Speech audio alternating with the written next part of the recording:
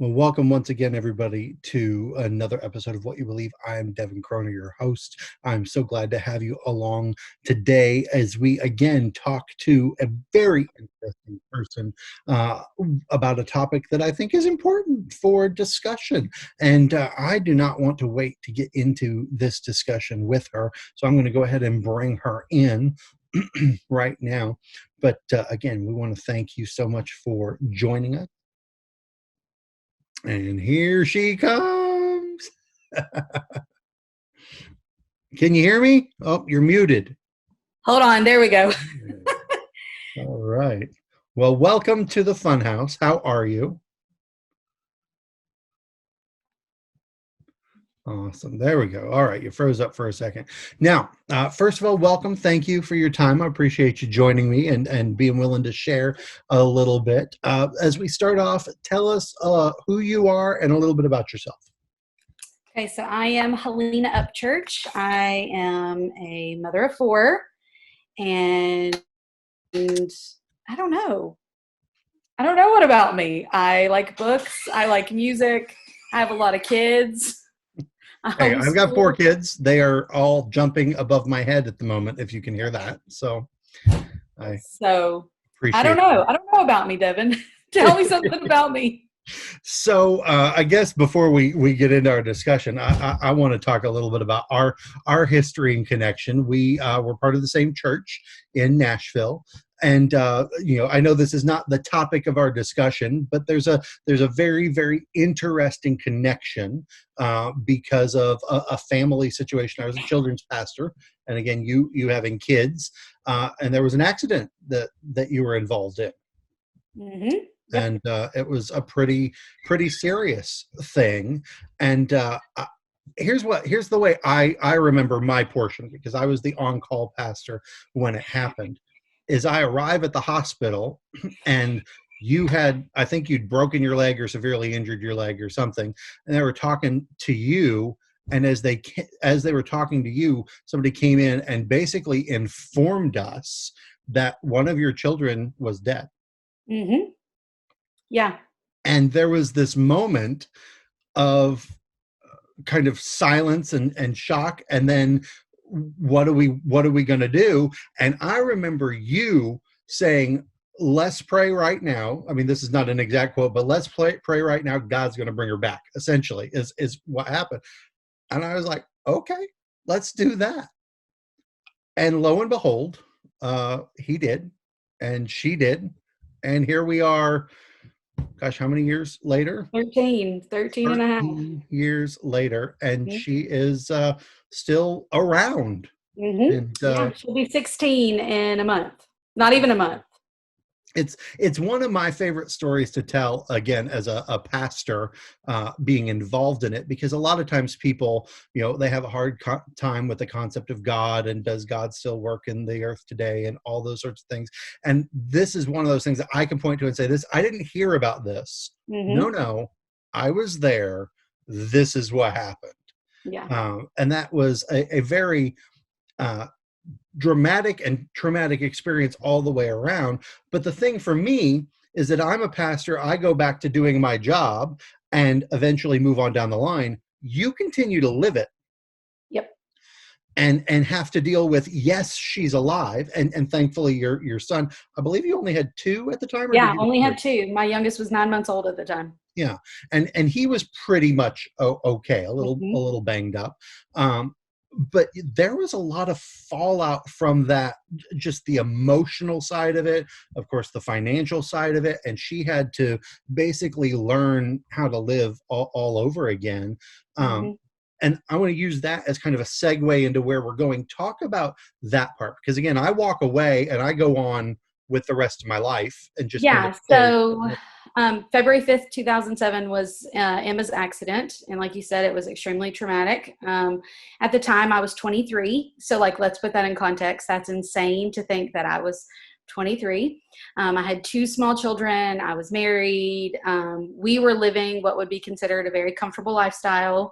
My husband had a very good job. We lived in a nice house. We drove nice vehicles. So at 23, we were living it up to some degree. Mhm. And then the accident happened. And like you said, Emma was dead. I heard them pronouncing that via life flight in the ambulance that I was in. And so I arrived at the hospital knowing that Emma's life was pretty much in danger, that they had kind of made that decision already. Um, and over the next week, she remained on full life support and a coma, more for us than for survival, under the pretenses that they were hoping that we would let go of her and that they would be able to donate her organs. And so our accident was on a Monday, and on Sunday of that week, we actually came to church. And I remember being there, and our friends at the time were just dumbfounded that we were at church and like couldn't believe that we would be there. Why would we not be holding vigil at her bedside? And just had this great desire to be in the house of the Lord. And it was actually during that time of us being in service that Emma woke up. And so then started the process of recovery. And like you said, you were kind of there for the first probably year post-accident. And when Emma woke up, she was less functional than what would be considered an infant. She had no head control. She couldn't swallow. She couldn't sit up. She had no body function. She was pretty much a vegetable. And the real work kind of really started. And within 6 months of her accident, nearly every person that we would have considered our friend, who was in our friend circle, kind of that support that you build around yourself, was non-existent. They had just kind of fallen at the wayside. And that was something that was extremely traumatic. Had lost my daughter, the daughter that had been born to me. She died that day. Even though she lived physically, the child that she was, she died. Yeah. And I had to learn to love a child that I didn't know. Her shell was the same, but nothing about her was the same. And I had a 9-month-old son at the time, and she was literally less developed than he was. So to some degree, I had a 3-year-old and a 9-month-old, but I really had a 9-month-old and an infant. And they became like twins, and, life became about survival. Within 3 years of her accident, my marriage was in trouble. I found myself with another baby, and suddenly single, and our house had been foreclosed on. We had woken up one morning to a vehicle being repossessed out of our driveway. And again, the support system that was there to begin with just wasn't there. And so again, 26, 3 small children, every dream that we had for our life was literally in shambles. And you build this life for yourself really in community, believing that like we're going to go through stuff and we're going to have this community. And, yes, things may come and they may go, but they don't always pan out the way that they want. And it was interesting to watch the Lord kind of bring in people who we didn't even know prior to the accident, to suddenly become our family. And people who they maybe knew us peripherally, but they weren't necessarily our circle of influence, suddenly became, our lifeline to some degree. And hold on, I got to correct a kid. Hey guys, I'm on an important conversation and you need to leave this room. I've got 4 of them again. So it was something for me that not only was I dealing with, again, the loss of my child, rebuilding this, but the loss of all these things that I had envisioned my life being, the loss of a marriage, a loss of relationships, all of this stuff was going on, that I found myself really struggling with figuring out what it was to be friends, what it was to be in relationship with anybody, what it was to trust people, because the only person that had been steady had been God. And I wasn't in a place of health either. Like I had some unrealistic expectations on the people who were in our life. They had some unrealistic expectations on me. And then the life that we lived looked so different from the life of anybody that we were friends with or that we were even trying to be friends with, that finding a way to cultivate a relationship was nearly impossible. It was kind of doomed from the start. Mm-hmm. So I just really found myself withdrawing from people and from relationships and even from the church. The church we say all the time, the church is a great place for these things, but in reality, in such traumatic situations, the church can only do so much. Right. And it's the people within the church that are the people that walk with you. And so to feel like those people who were in the church that we had been friends with suddenly disappeared, it felt like we had been betrayed, not just by them, but by the church. It felt like we'd been completely abandoned by the body.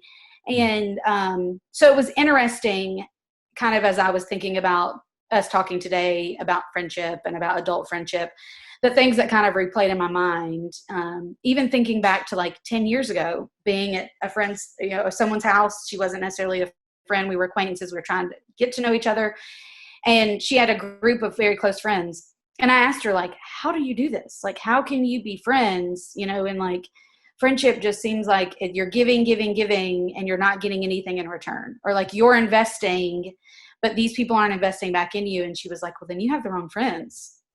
Mm. And I remember thinking, like, friendship for me looked like me giving so much of myself, almost to the point of self-sacrifice, while having all these people in my life who were not willing to do the same.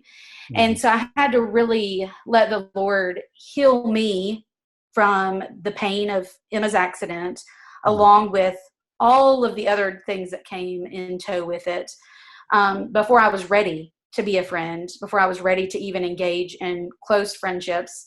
And in that process, I really discovered what I needed, what I was willing to give, and how to communicate those things. And I think I find myself now at 36 having a group of friends that I know exactly how to say, this is what I can give.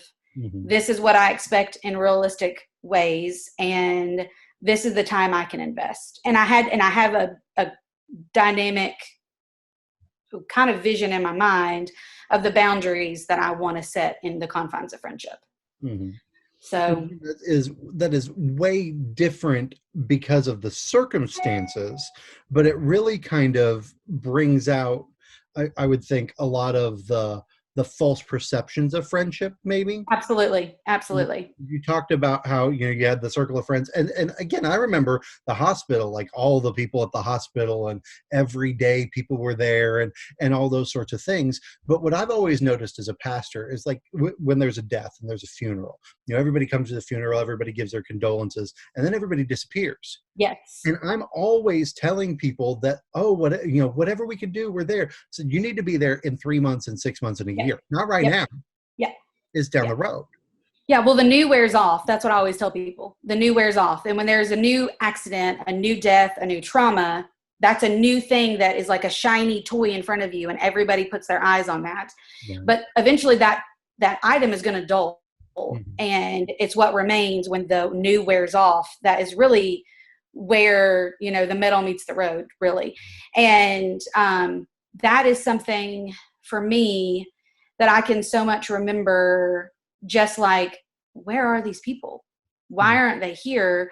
And being 6 months in and them expecting us to have moved on, or even a year in, or even 5 years in. I mean, let's be real.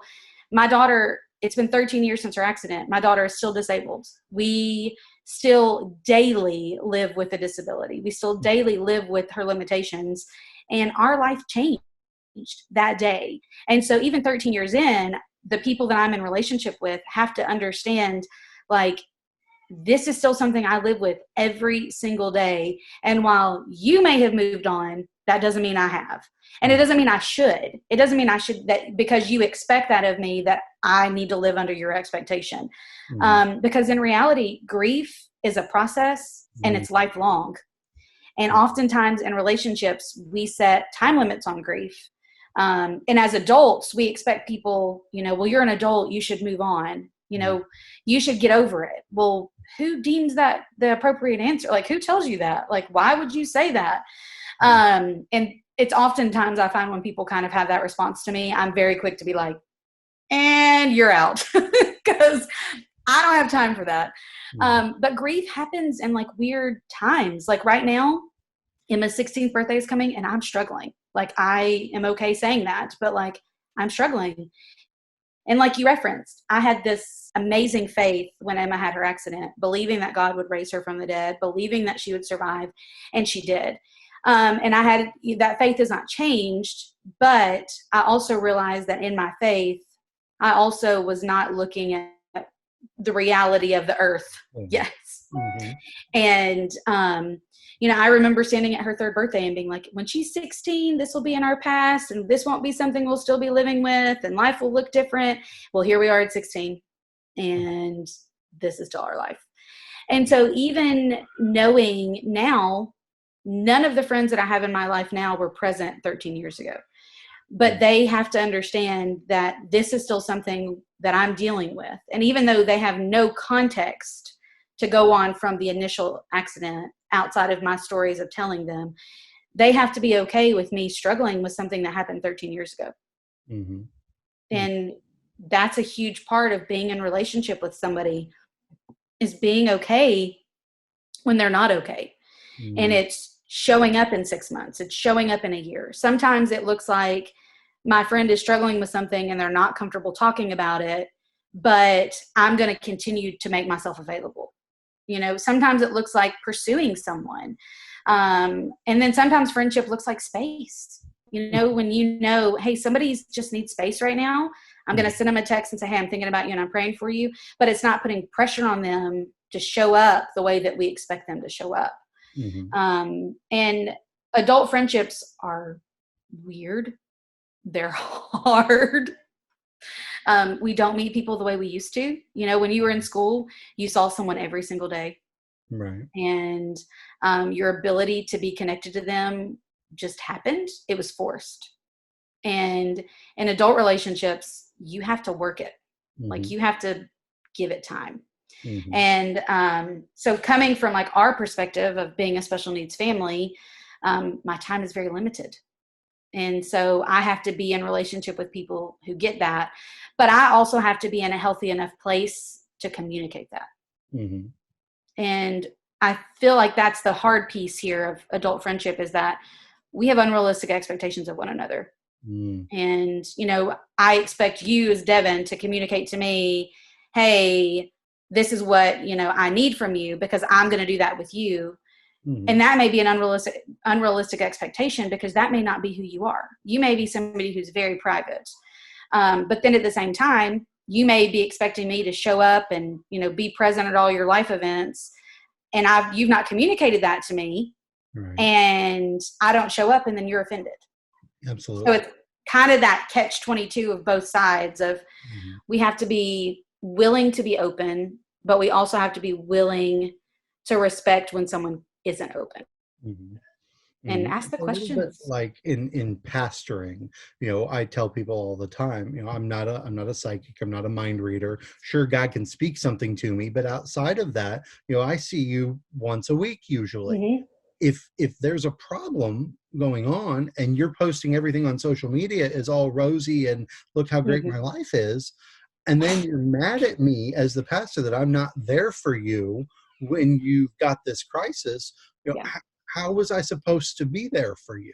And really the same thing happens in terms of friendships and relationships of, we think of it as all the good.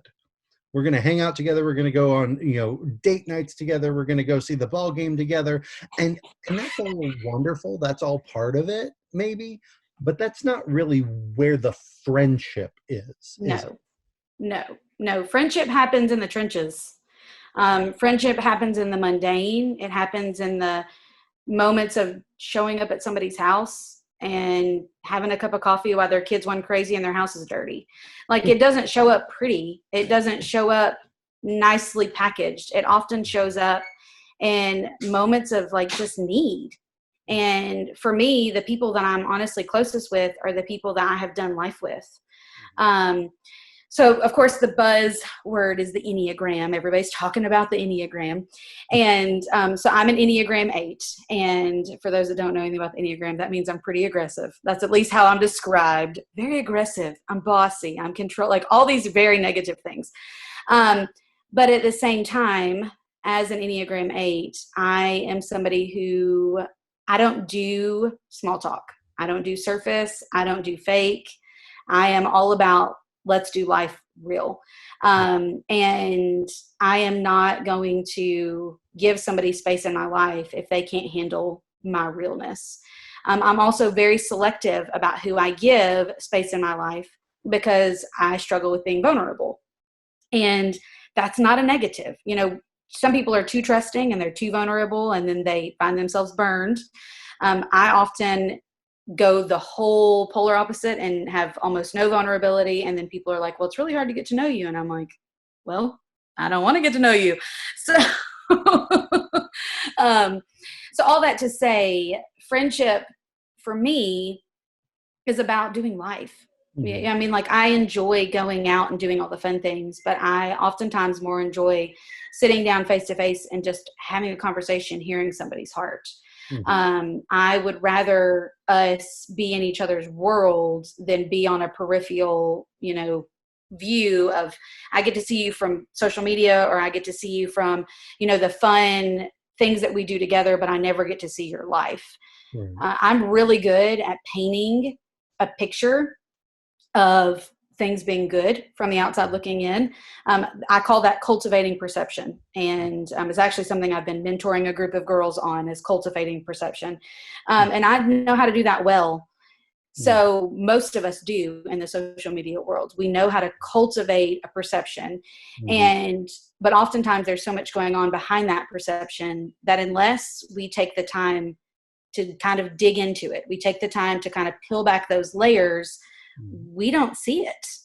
And, it's interesting for me that based on studies, they say that we're more connected now than we've ever been to people, but yet we're the loneliest we've ever been. We have more Mhm. issues of depression, anxiety, and suicide than we have ever had in the history of the world. And that tells you that it's very easy to be surface connected with someone. Mhm. And it's very easy for me to think I know someone based on a text message or based on social media. Mhm. But I don't really know someone until I sit down face to face and hear their heart. Mhm. And Yeah. it doesn't mean that I hear what I want to hear. It doesn't mean that I, get offended by what they share. It means I give them space. I'm Mhm. willing to sit and listen. It's, that dynamic of listening with the intent to hear, not with the intent to respond. Mhm. And we don't do that. Mhm. And that's really where friendship happens. That's where ministry happens. That's where, people are changed and impacted, is in those moments. Mhm. And even in the sense of, like, we're living in such a political world, I'm not going to impact anybody by a status, but I may be able to love someone and share my heart with them at my kitchen table and then them leave changed. So all of my fact checks and memes, those are not changing anybody. You're saying Yeah, nothing. Sorry. I have to rethink that. Yeah. So Yeah. obviously most people are not in a place where they have maybe as many obstacles in their life as you have, Yeah. given the situation that you're in. However, they still, what you were just describing is the way most people are. We have a lot of connections but not a lot of relationships. So there's a lot of people that, oh, they're my friend on Facebook. Yeah. You've never talked to them face to face ever. Yeah. Or you see them at the grocery store and ignore them. Because they don't look like their profile picture. So how do we begin to go a little deeper, and how far should we take this? Like, how many friends do you think is the ideal, uh maybe, and how do we get there? How do we build those relationships? Um, for me, I am a small friend group person. And I think that individually we have to set that boundary ourselves, and knowing, what time can you give? Mhm. Because ultimately, friendship requires time. It Mhm. requires investment. And if you have a large friend group, if you have 10 friends, how much time can you really give each of them?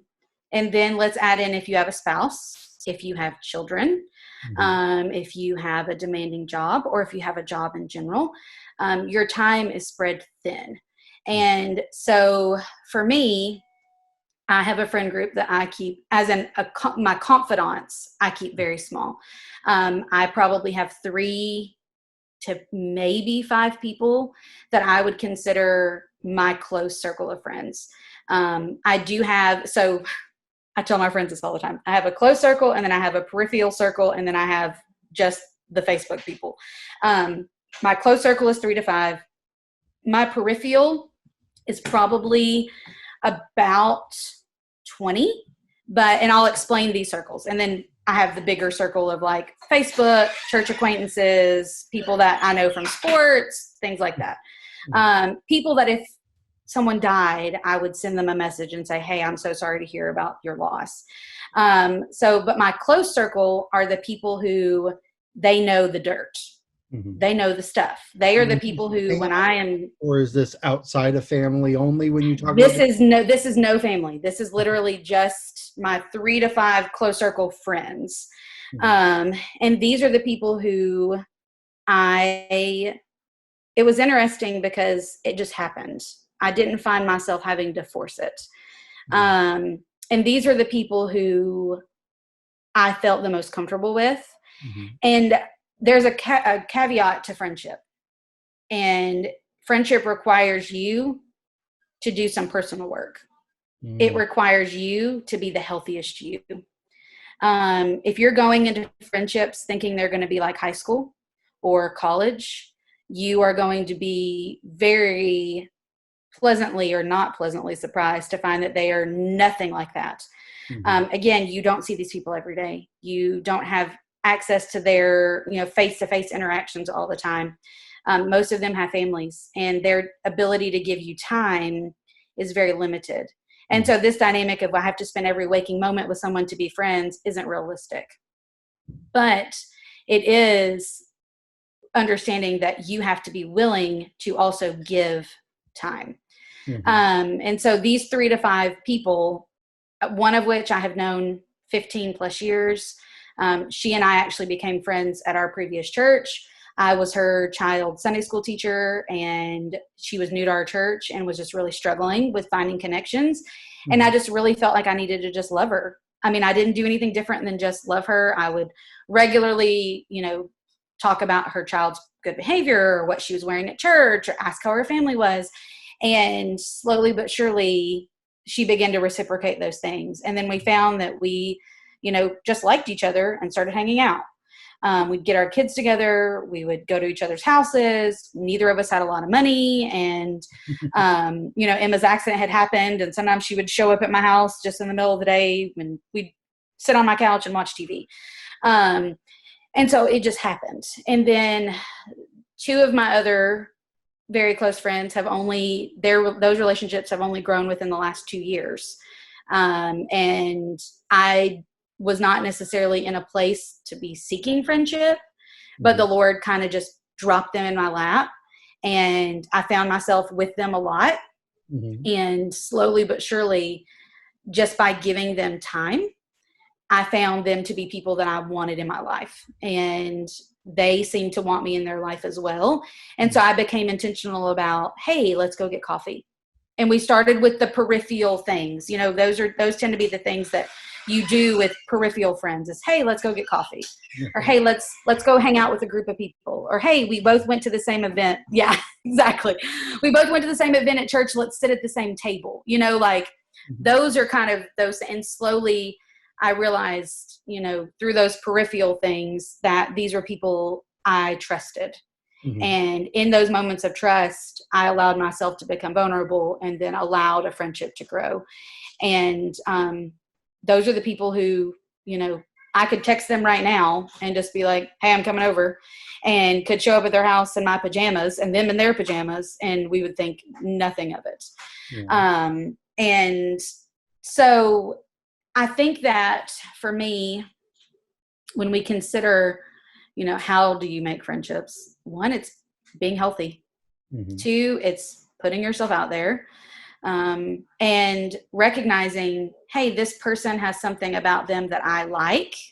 I want to get to know them a little bit more. And sometimes in those getting to know them, you realize, oh, this person is not for me. And that's okay. Like, that's 100% okay. You don't have to tell them that. You don't have to be like, oh yeah, it's not going to be great, we can't be friends. But you can set a boundary that says, hey, I'm going to be friendly to you when I see you. I'm going to continue to, treat you kindly, but I'm also not going to give additional space in my life. I'm just going to be friendly. Mhm. Um, so the close group are the people I trust. They're the people I spend my time with. They're the people who are in the trenches when I'm struggling with something. My peripheral people, like I said, I have about 20 of them. They're people who, they may text me and say, "Hey, I haven't seen you in a while. Let's go get coffee." Or if I'm hanging out with my smaller group of girls, they may be players in an event that we're doing. And so they may get invited to a birthday party or to dinner or to something like that. They're people that if they had a family member that died, I would go to the funeral. But I wouldn't necessarily stay for the whole thing. Where if my inner circle of friends, if they have a family member die, I'm probably coming to every visitation. I'm probably staying for the whole funeral. I'm probably at their house after the funeral, preparing the food for the family. Like there's different levels to friendship. But for me, I wrote down a couple little things that I think how we develop friendship is. I want to point Uh, out as you're yeah. going into that what you're describing sounds very suspiciously familiar if you are familiar with the ministry of Jesus, correct? Yeah. Oh, And yeah, so absolutely. he had the crowds, right? He had the 5,000s, the people that he was always there to give them an encouraging word, be friendly. He had the hundreds or the 72 that he sent out that he spent some time with them, maybe outside of just Sunday morning. Then he had, the group that was the 12, and he spent more time with them. Then he had the three, and so that's kind of the process that you're describing. Yeah. And the purpose behind it is intentionality and partnership, Yeah. really, is what you Yeah. said without Yeah. using that word. Yeah. Well, and absolutely, I think that, friendship is the goal is to, for me, is to look like Christ to the people that are in my circle. Mhm. But it's also to see me and my humanity, like them not expecting me to look perfect all the time, them being able to handle the nitty gritty stuff. Mhm. Um, but it's also knowing that like we have to be wise in who we give access to our life. And there are just certain people that you don't realize until you're there, like this person can't be trusted with these things. Mhm. Um, and so it's wisdom, it's prayer. I pray often about the people that I allow into my life. Our closest relationships are often our greatest downfall. And if we are not careful of protecting ourselves, we will find ourselves compromising. We will find ourselves justifying things. And I'll just share an example. I had a friend just after Emma's accident in the time when my marriage was really struggling. She had just gone through a divorce. And so she wanted to hang out all the time because I was a single mom. She was a single mom. Let's hang out all the time. And she just started really making some poor choices in regards to relationships and, behaviors that she was doing. And it really bothered me. It was a lifestyle that I was not going to live. Mhm. And I had a really hard decision to make in the sense of she was a good support. She was very familiar with the life that I was living in the sense of being a single mom. Mhm. And we had similarities in, our financial statuses, the stresses that we carried, but I could not allow my comfort with her to send me down a path that I didn't need to be going down.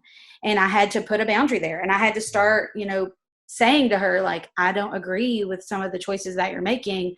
I'm not comfortable bashing my husband. I'm not comfortable speaking negatively about our spouses in front of our children. I'm not comfortable going out, to dinner with a group of guys or a group of people and there's a bunch of single guys there. Mhm. Like I had to say those things. And that to some degree ended our friendship because she felt judged in those things. I mean, I wasn't judging her, but I was just telling her, like, for me, that's a boundary and I can't cross that boundary. And it Mhm. made it very obvious to me that there are boundaries in relationships that if a friend can't handle that boundary, they're probably not the friend for you. Mhm. And if they are going to almost expect you to behave the way that they do, then they're probably not the friend for you. And that goes for me. Like if I was being judgmental and holding her to a standard that like she didn't care about, and I'm over here constantly preaching at her and judging her and constantly telling her, you're making bad choices, why would she want to be friends with me? Sure. So, and I think it's knowing that. Again, it's just knowing like your circle of influence needs to be small for a reason. And the people that you give access to your life, they can to some degree destroy your life. I mean, there are people right now who know very serious things about me that if they decided to go and share those things on social media could destroy my life. And there are struggles that I've had or things that have happened, and it's not things that like would send me to hell, but it's definitely things that I've struggled with in the years of my life. And if they chose to go share those things, it would be devastating. And so pick your circle wisely, and I would also say, be mindful of the ones that flatter constantly. When you hear this in your ear all the time, be mindful of that. A friend is going to correct you. A friend is going to tell you, hey, you're making a poor choice. Or, hey, I love you enough to tell you that this is not wisdom. Or I love you enough to tell you you did something that hurt me. And of someone that's always in your ear just singing your praises, they don't really care as much about you as you think that they do. They're a fair weather, have a good time. To the way that a lot of people think, we think, these are my ride and die people. No matter what I'm doing, they're with me. But that's not really true friendship in a sense. Like if you are doing something that is dangerous or destructive, a friend who truly, loves you and cares about you is not going to be the one, for lack of a better term, handing you the needle or the bottle. They're going to be the one saying, you need to stop that. Yeah, absolutely.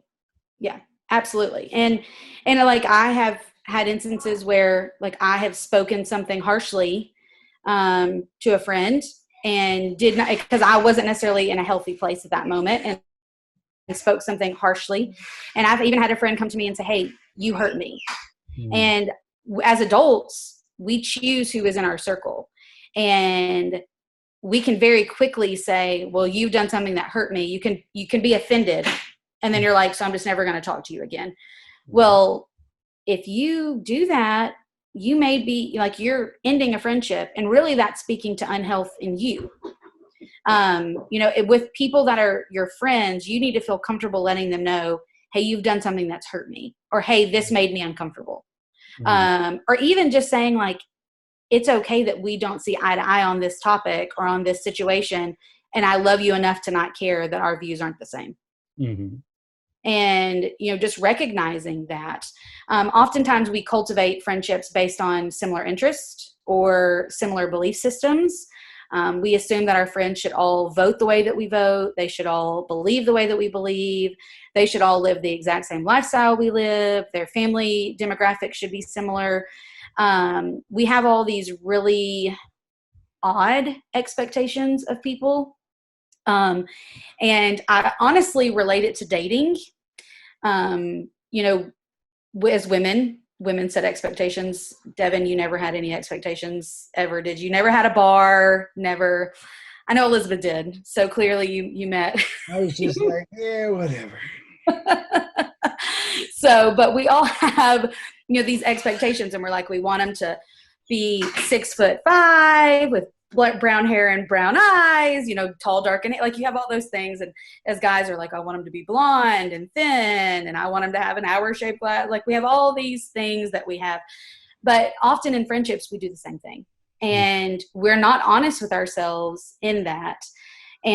But developing friendships is kind of like dating. You have to be willing to give people a chance to figure out, are they somebody that you can become friends with? And so you may go on a few coffee dates with people trying to become friends, and then leave there realizing, so that person isn't somebody that I will see myself developing a deep relationship with. Or you may spend several coffee dates with them, or several dinners, or several things, and it feels great. And then all of a sudden on number 5, something happens and there's a major red flag. And then Mhm. you're like, okay, so this isn't going to work. And you have to be willing to take that risk, to put Mhm. yourself out there. And then, I had a situation happen with someone who really wanted to be my friend. And that happens too, where people pursue you. And I wasn't necessarily feeling that connection. And I thought, okay, well, I'm going to give this person space. I'm going to try to just see if this can be anything. And Mhm. there were a couple things that I had heard about this person, and we do this too. We make preconceived notions. Mhm. And so that kind of had me like, I don't know if I want to be friends with this person. And gave this person space, was trying to develop a friendship. And it was literally like a first date where you leave and that person thinks you just got engaged and you're meant to be with each other forever. And you're like, please lose my phone number. And that was literally this situation.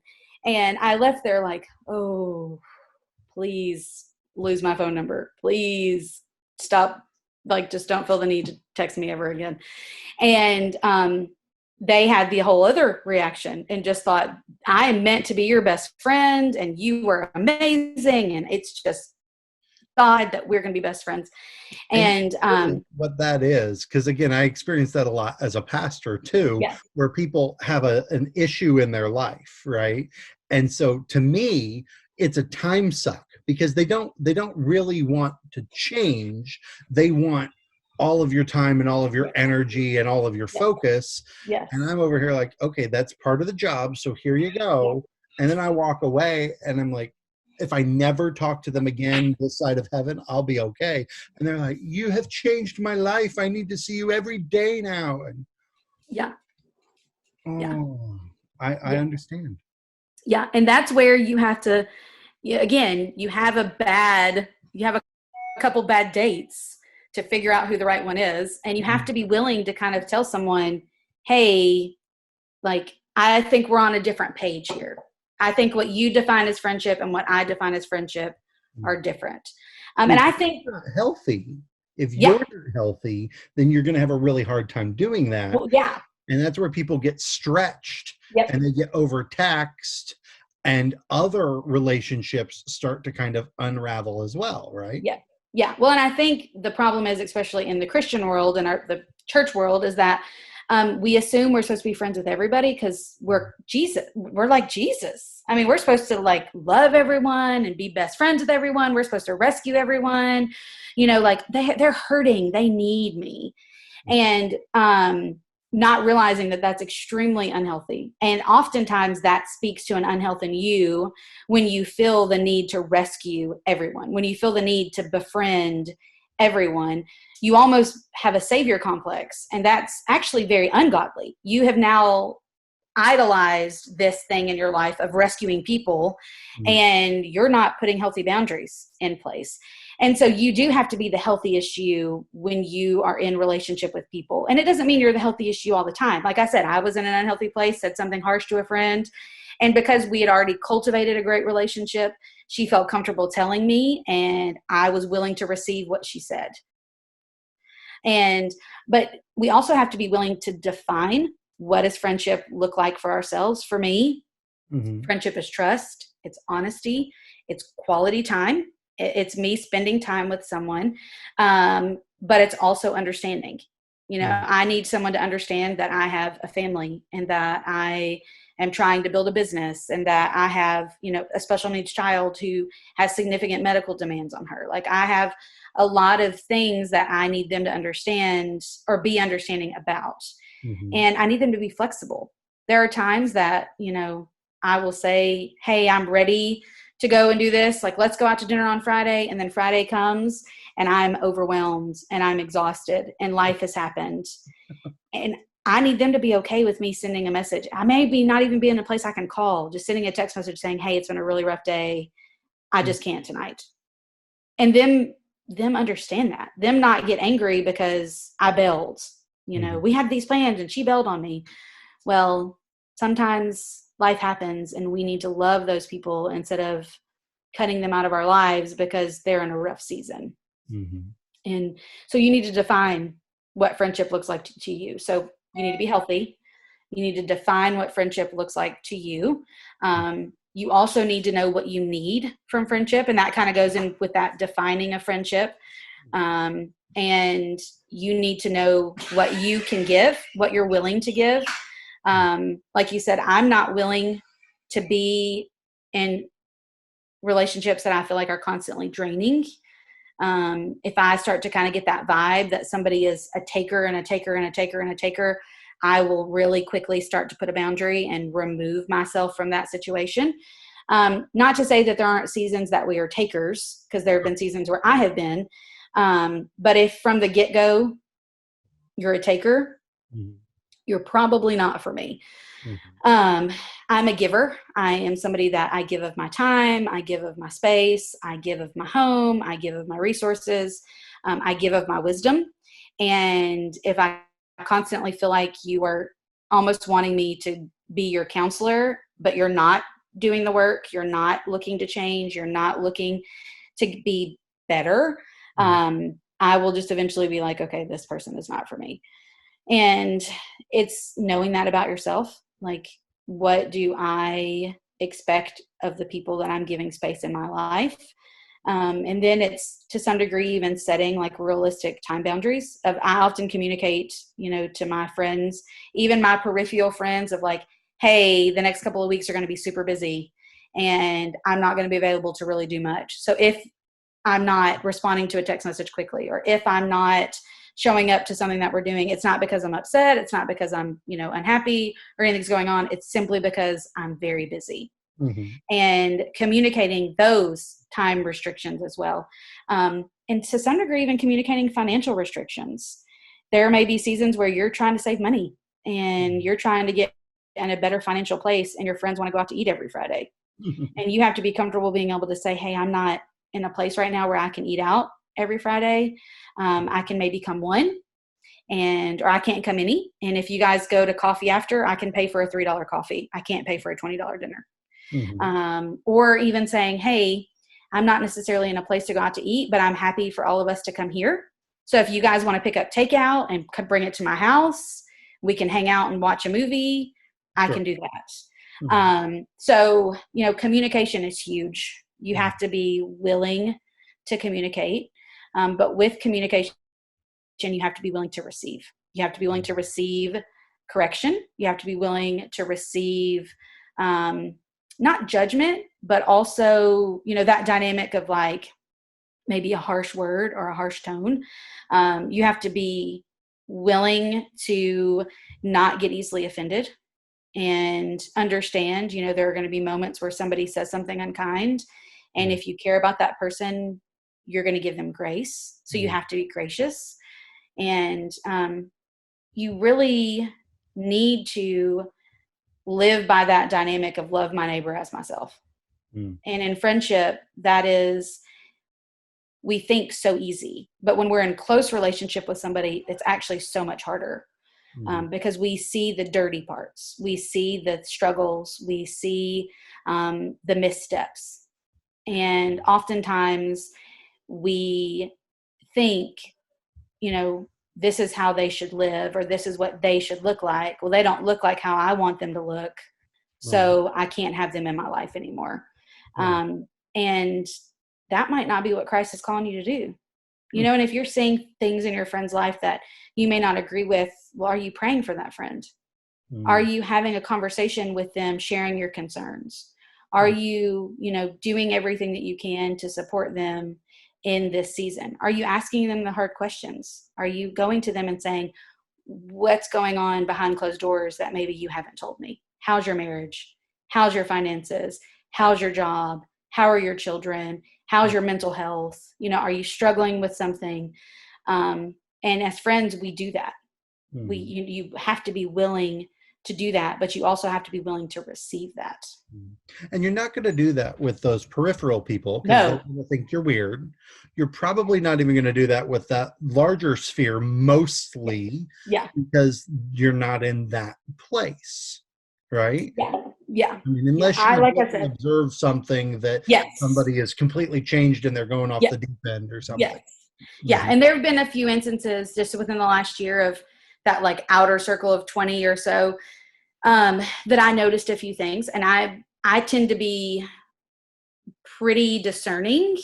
I tend to be able to read things pretty well. And I just noticed some behaviors and kind of went to somebody privately and just said, hey, I've noticed this. I realize that you and I aren't close friends. And, but I still care about you and I'm praying for you. If you feel comfortable sharing, I'm here to listen, but there's zero pressure. And I did it in that way because I know that I don't have access to their life like that. And it's not my job to have an opinion about anything that anybody does unless I have access to their life. And access comes through relationship. It comes through time. And I even tell my kids this, like I can't have an opinion about you drinking coffee and whether or not that's good for your health or whether or not it's what you should be doing if I'm not in relationship with you. That's your decision. It's your choice. And even if I'm in relationship with you, it's still not really in my business. But if I'm in close enough relationship with you and I'm watching that coffee make you sick, I'm watching your life take a negative downturn because you have a coffee addiction and there's all this going on with it, it's my duty to share with you I have a concern. I drink a lot of coffee. So I'm just using that as an example. But, that's the thing. Yeah. So, but that's the thing about, recognizing like, I can't have an opinion about your lifestyle choices if I'm not in relationship with you. Like God, if you look at Jesus, he was very careful about whose life he spoke into, in the sense of like most of his correction came to the religious. It came to the people who, were supposed to be his chosen people and they weren't living a right life. But he wasn't going around to just any Joe Schmo. Like at the woman at the well, he told her, like, I know this is what you're living, but he didn't necessarily reprimand her. He kind of just said, the man you're with isn't your husband. And if you drink from this well, I'll give you life, and his goal wasn't to judge. His goal was to love. And we need to keep that in the forefront of our mind when it comes to every relationship and every encounter that we have with individuals. I can't have an opinion about whether or not my neighbor is homosexual if I don't know anything about them. Right. And it's not my job to go over to them and tell them, hey, you're going to hell, or hey, this is a sin, or hey, this or that. It's not my job to do any of that. It isn't. Hear it. Yeah, no. I don't know. They're gonna be like, you don't know me. You don't know anything about me. You don't know what you're talking about. It goes back to the concept of being fishers of men. It's my job to attract the fish. It's God's job to clean them. And I tell people that all the time, because people often are like, well, do you have an opinion on X, Y, or Z? And I'm like, I have an opinion, but my opinion is none of your business and it's nobody else's business, because my bait needs to be attractive. My opinion could make my bait disgusting in the mouth of the person I'm trying to attract. Right. And there are seasons in friendship where your friends are dealing with things and you need to be mindful of, right now, I need my bait to be attractive. And that looks like a listening ear. It looks like a loving, safe space. It doesn't look like me reprimanding or correcting. And it's wisdom. It's knowing that. It's being able to just love someone. And again, it goes back to you being the healthiest you. So talk about that part of it for just a second. I know we're starting to run out of time, but how do you become the healthiest you, in your opinion? Again, you've gone through a lot of stuff. You've had to deal with a lot of it. And I know you still deal with a lot of it. Yeah. Oh, yeah. You don't just reach a place where you're like, okay, I'm now the healthiest me and I'm never going to go back. That's not life. But how do you get there? Well, first, it's being willing to recognize that you're not healthy.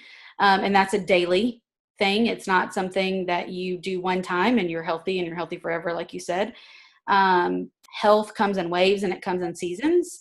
And for me, it was literally just looking at my life and saying, am I really happy? Am I really full of joy? Am I really the best version of myself that I wanted to be? And I didn't even know what that version was supposed to look like. And so I just started saying, like, Lord, help me to know what the best version of me is to you. And any area in my life that isn't what you desire it to be, show me how to change that and prune it. And that came in the form of counseling, and it came in the form of, fasting and praying. It came through pastoral mentorship. It came through friendship. It came through books. It came through scripture. But it came through honesty. And truly, the scripture that says, seek me and know me. If there's any wicked way within me, reveal it. Let's be clear here, Lord. And being willing to do that. And when the Holy Spirit would reveal things, it was about me being willing to see them. And because sometimes we deny that that's a struggle. And well, that isn't really that big of a deal. It's not that big of a deal that I gossip sometimes. Well, that's a big deal to God. And being a gossip is going to find yourself without any friends. It's going to find you really lonely. And well, I only gossip with my friends. No, that's not true. And it's not. And justifying poor decisions is a real quick way to not be healthy. And so it was me being very willing to do the work and recognizing that remaining healthy is a choice, and working to be healthy constantly is a decision. I am very open on most of my social media forums about anything I'm struggling with or that I'm dealing with. Not because I feel like it's for anybody other than myself, but at the same time, I do feel like it's better to see other people who are in unhealth, because then you're more willing to look at yourself and self-reflect. So I just think it's the work, it's the Lord, it's giving access to the people who can say the hard things and being willing to receive it and leave there and do the work.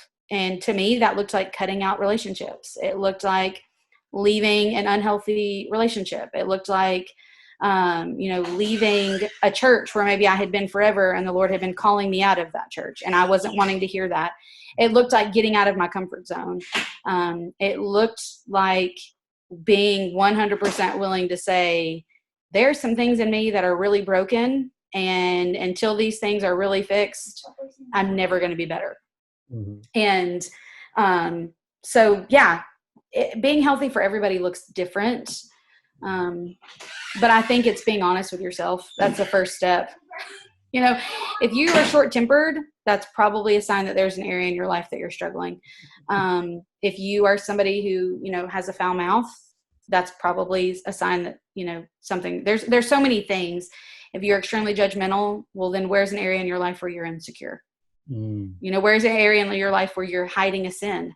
Like if you're judgmental of other people and their sin, oftentimes you're hiding a sin, or you're struggling with something and you're unwilling to reveal that. If you're gossipy, it's often because you feel unloved and you feel the need to share other people's information as to make you look better. And so it's recognizing, what are those things in my life and what's truly driving them for me to have these negative behaviors. Alcoholism isn't just alcoholism. There's something at the root that drives alcoholism. What's the root? And that's what getting healthy looks like. It's getting to the root. And I actually remember telling Pastor Billy Joe, who I think you will remember from our previous church, one time we were talking about getting to the root. And I said, oftentimes we will do the work of letting God uproot something in our life. And, you have this, think of like this plant, and here's the base, and God's pulled this root out. Well, now you have this hole. Well, if you don't take the time to fill it with good soil and with the right things and with exactly what God does, this hole's just going to stand here. It's going to just keep gaping open. Well, an open wound becomes infected, and it ultimately will spread disease. And so even if we've found the root and we've let God do the work to uproot it, we have to continue to do the work to fill it with the right things. Feel it. Yeah. Yeah. And healing is hard. It's hard. It's not a comfortable process No, at all. no, Yeah, no. I And mean, it's ugly. naturally, you think of a wound, it gets itchy, it's sore, you want to mess with it, people pick the scabs off, they don't want to take their medicine, they don't want to do the physical therapy, Mm-hmm. whatever it is. I mean, just naturally it's hard and uncomfortable. Yep. But if you want recovery, then that work is necessary, right? Mm-hmm. Yeah. Yeah. Well, and if you truly want to be healed, you have to commit to the healing. Mm. You have to commit to the process. And you don't get to go 10 steps into a 20-step process and decide, okay, well, I've done these 10. I'm happy where I am. Or you don't get to be on the steps to wholeness, but not through the door, and then decide, okay, well, I don't want to, I'm happy with where I am. Because if you don't obtain wholeness, you will only go back to brokenness. And you have to want to be whole. You have to want to be healthy. You have to want to be the best version of yourself. And it feels really good to be broken.